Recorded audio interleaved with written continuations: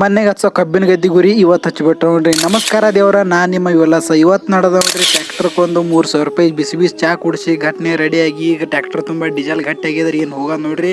ಎಲ್ಲಂದ್ರೆ rotor ತೊಂದು ಡಿಕ್ಸ್ ಹೊಡ್ಲಿಕ್ರಿ. ಮೊದಲ ಕೇಳ ನಾ ಡ್ರೈವರ ತಿರುಗವ ಗೆಳತಿ ದಿನಕ್ಕೊಂದ ಊರ ರೊಕ್ಕ ಇದ್ದರ ಆದಿ ಬೀದಿಗೆ 108 ಹುಡುಗ್ಯಾರ ಟ್ಯೂನ್ ಚೇಂಜ್ ಊರೂರ ತಿರುಗೋ ಡ್ರೈವರ ಎಂತೆಂತ ಹುಡುಗ್ಯಾರ ನೋಡತಾರ.